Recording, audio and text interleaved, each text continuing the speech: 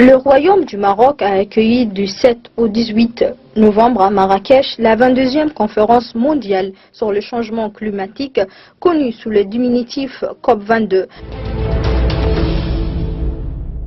Le pays est une monarchie constitutionnelle dont le souverain actuel est le roi Mohammed VI. Situé au nord-ouest de l'Afrique, sa longue côte donnant sur l'océan Atlantique se termine au-delà du détroit de Gibraltar. Sur la mer Méditerranéenne et à l'est et au sud-est se trouve l'Algérie. Ses populations sont estimées à 34 millions d'habitants sur une superficie de près de 710 850 km². La capitale marocaine est le Rabat. Le pays est doté d'une diversité géographique et culturelle. Il est également connu pour ses villes célèbres, notamment la ville de Marrakech, qui est une destination touristique incontournable et très convoitée grâce à ses lieux historiques et places touristiques.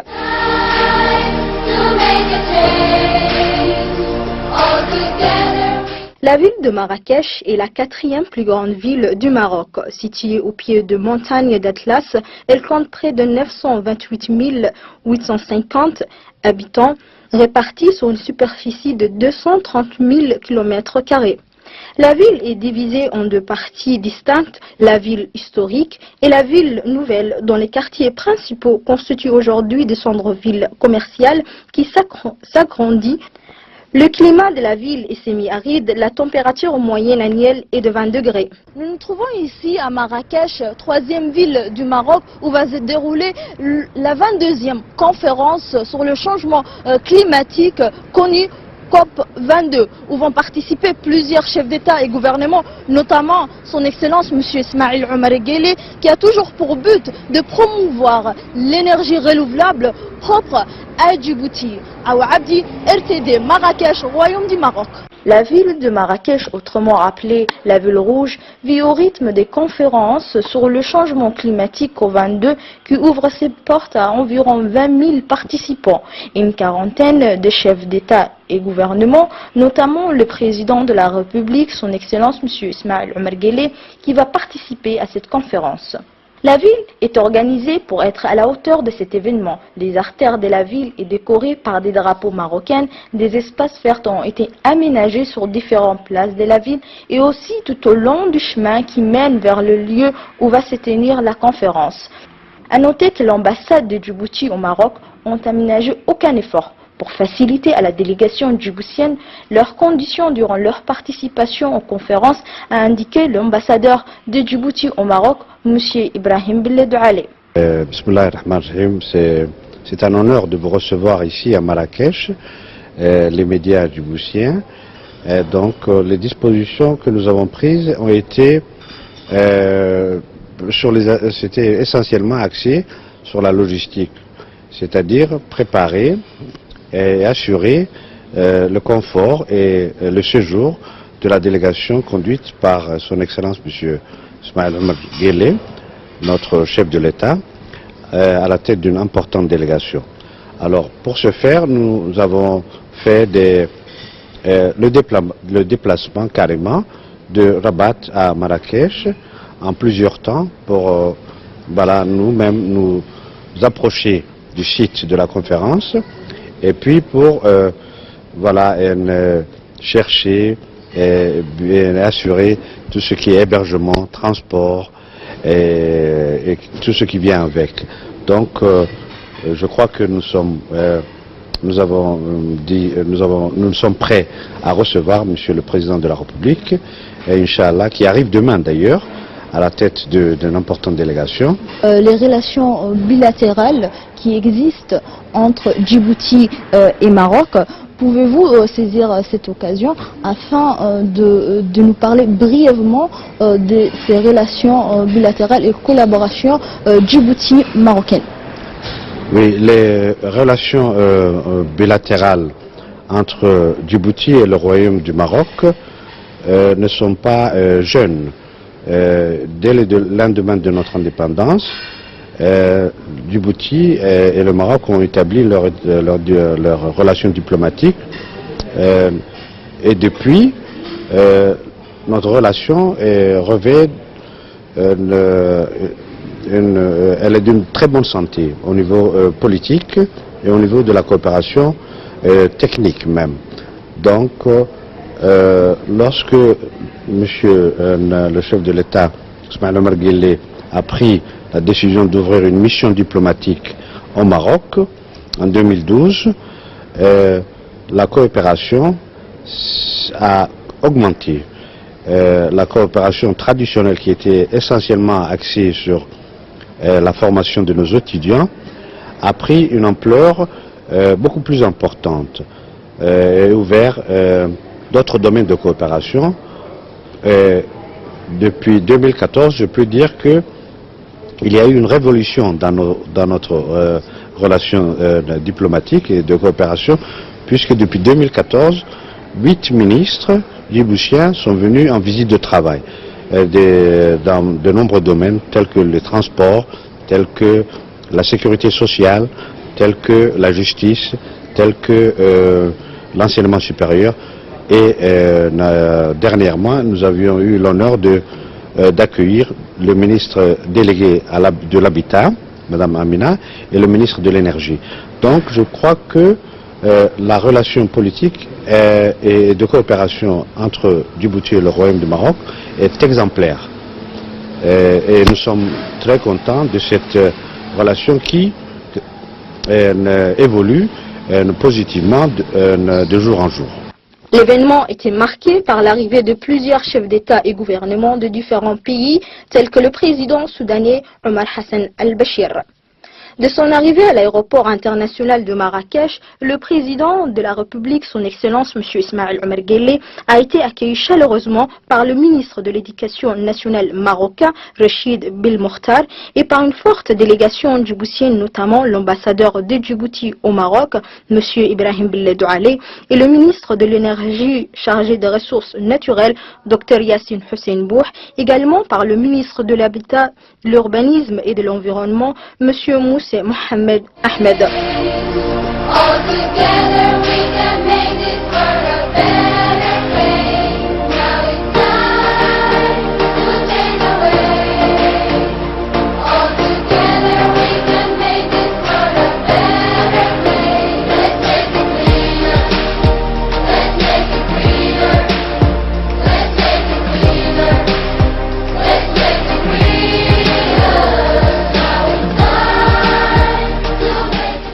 Ensuite, le président a été conduit au salon VIP de l'aéroport où il a eu un premier entretien avec le ministre avant de regagner sa résidence.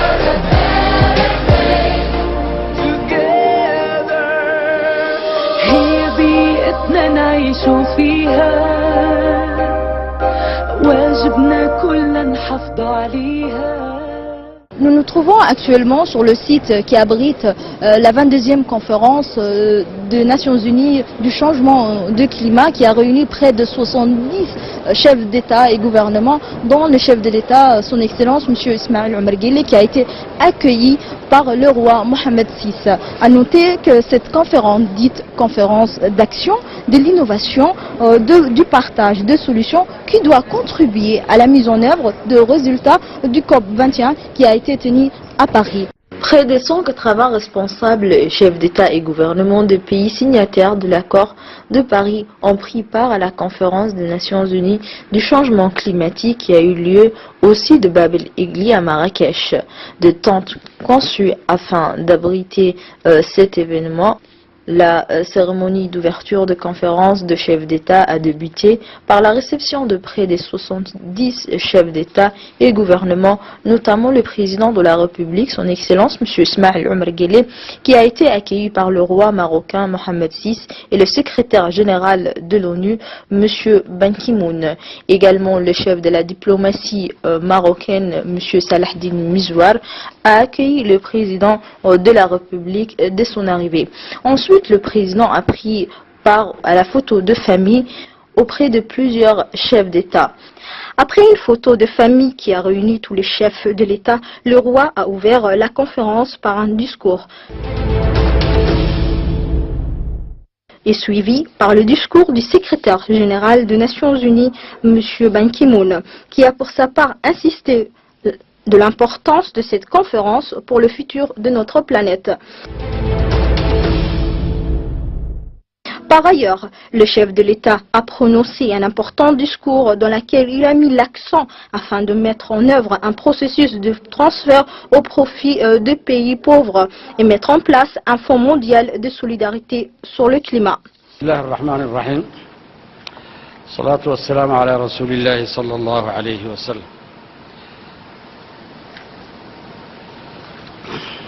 Sa Majesté Mohamed VI, président de la COP 22, Mesdames et Messieurs les chefs d'État et de gouvernement, Madame la secrétaire exécutive de la Convention cadre des Nations Unies sur le changement climatique, Mesdames et Messieurs, qu'il me soit tout d'abord permis de remercier Sa Majesté le roi du Maroc et le peuple marocain pour l'accueil chaleureux qui nous a été réservé depuis notre arrivée dans cette belle cité de Marrakech.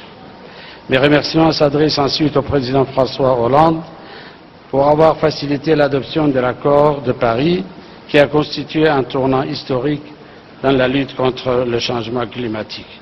J'adresse enfin mes remerciements à la nouvelle secrétaire exécutive de la Convention, Mme Spinoza, qui a pris les dispositions nécessaires pour faciliter nos travaux durant cette conférence. Permettez-moi également d'endosser pleinement les déclarations faites au nom du groupe des 77 et la Chine par le Royaume de Thaïlande et par le président de la République du Mali au nom de l'Afrique, du Niger, je veux dire. Je voudrais d'emblée souligner que c'est la 4e fois que l'Afrique accueille la conférence des parties à la Convention cadre des Nations Unies sur le changement climatique. Et chacune de ces conférences a abouti à des résultats encourageants.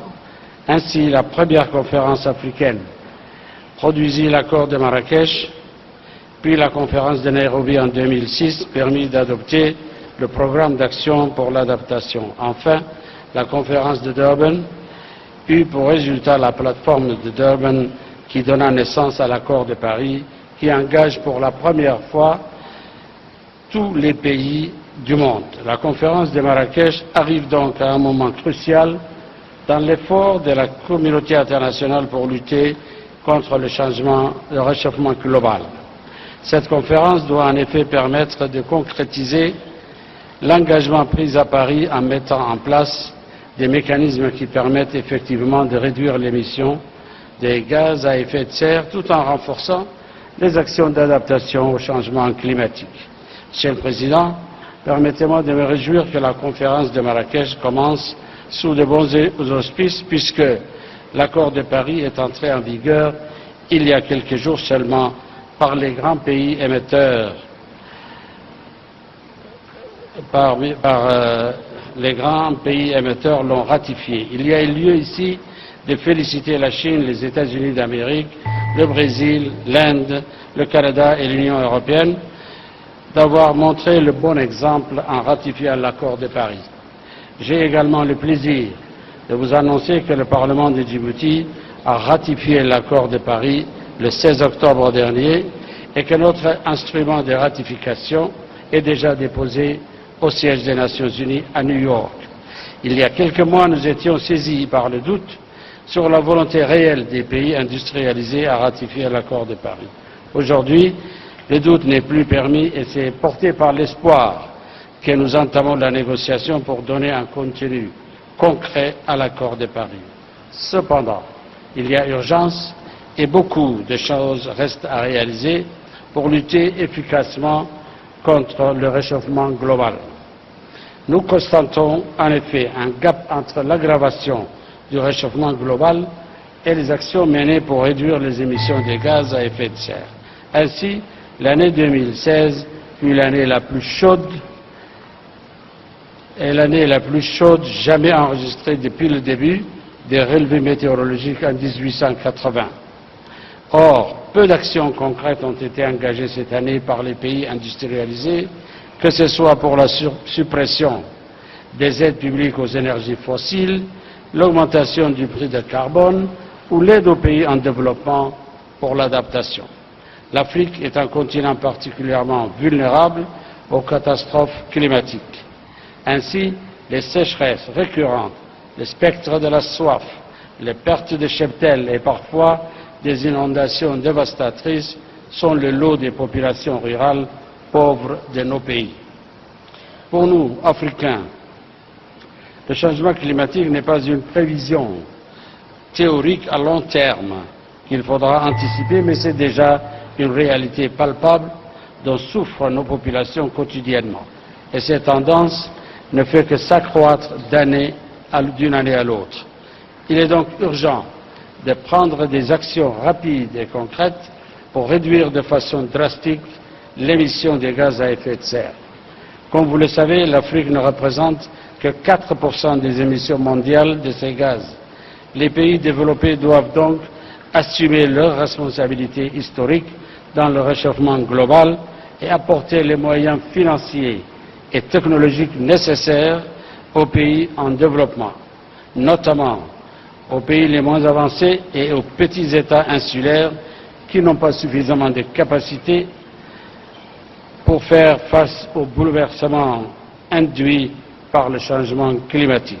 Mais cela ne signifie nullement que les pays en développement ne doivent pas prendre leur part du fardeau. C'est d'ailleurs ce que nous avons commencé à faire.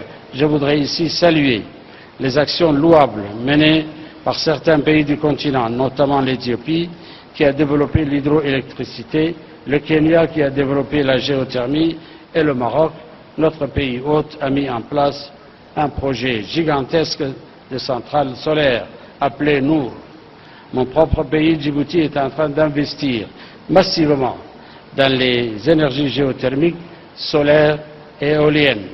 Toutes ces initiatives sont encourageantes, mais elles sont freinées par deux obstacles majeurs qui sont le manque de financement et la faiblesse du transfert des technologies. Au sujet du financement, je voudrais noter ici que la création du Fonds vert pour le climat n'a pas permis de répondre aux espoirs suscités par la mise en place de ce nouveau mécanisme financier. En effet, et en dépit des promesses faites à Paris de mobiliser 100 milliards de dollars, seulement 10 milliards sont effectivement mis à la disposition du Fonds vert pour le climat.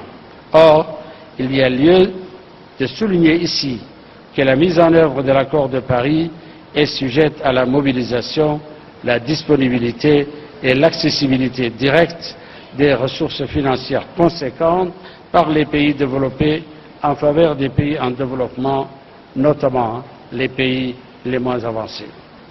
Je lance donc un appel solennel pour que les engagements contenus dans les décisions prises à Paris soient respectés en matière de financement des actions d'atténuation et d'adaptation au changement climatique.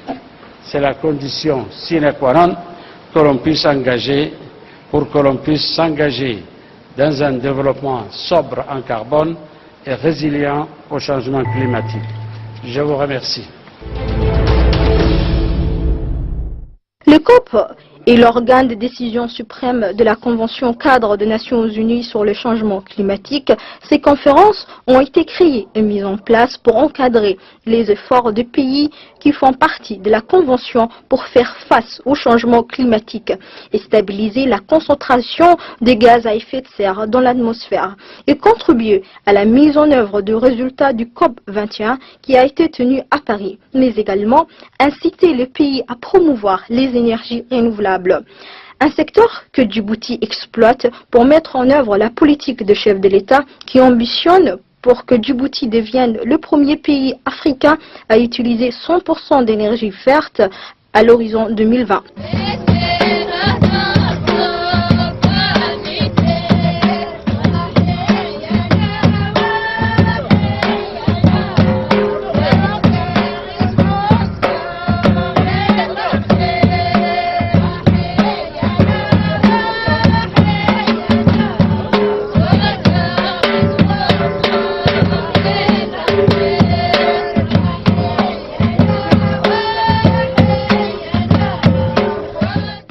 En marge de cette conférence, un accord a été signé entre le ministre de l'Énergie chargé des ressources naturelles, Dr Yassine Hussein Bouh, et le président directeur de l'agence marocaine de l'énergie, M. Mustafa Bakouri.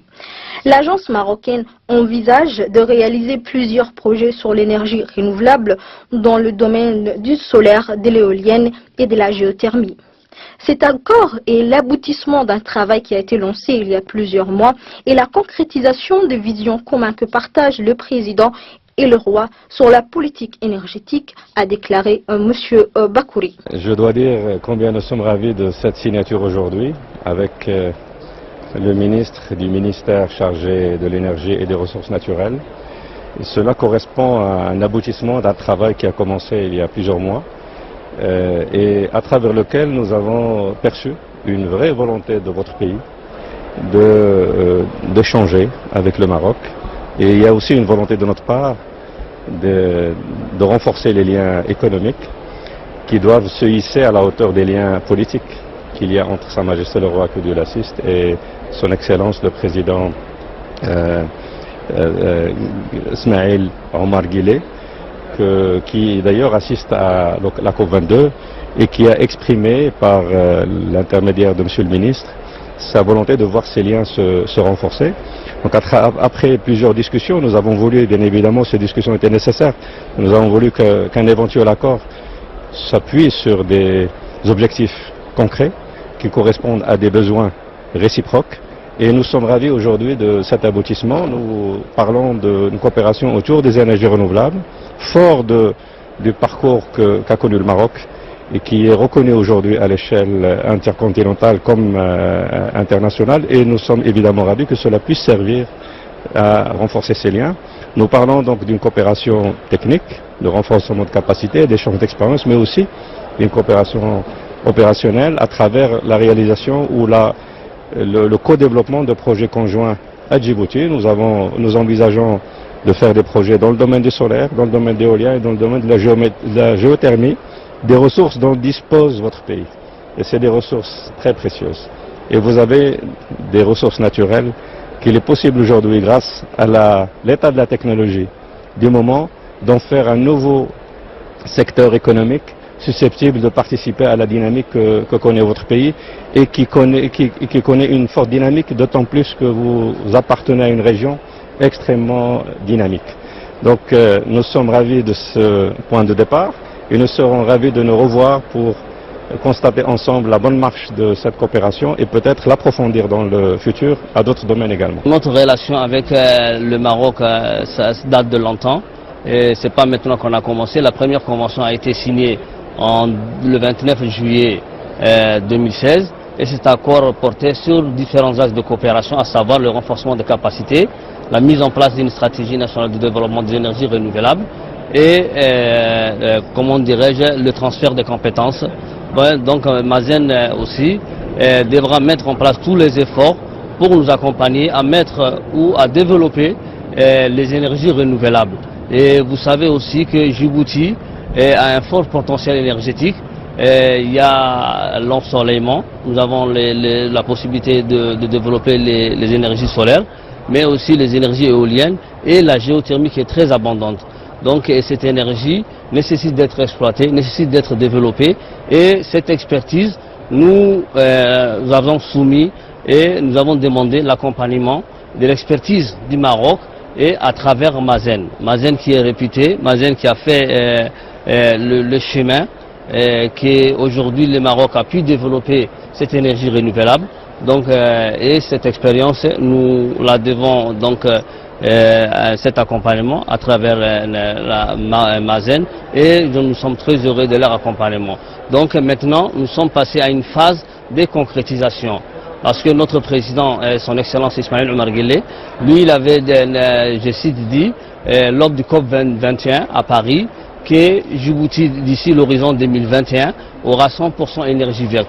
Et cet objectif, cette vision de leadership, nous la devons de concrétiser. Le ministère se doit de concrétiser, et c'est ma mission principale. Et cette concrétisation, nous ne la pouvons pas faire seule, mais à travers aussi l'accompagnement de notre cher pays frère qui a su développer ses potentiels énergétiques, et c'est le Maroc et c'est Mazen.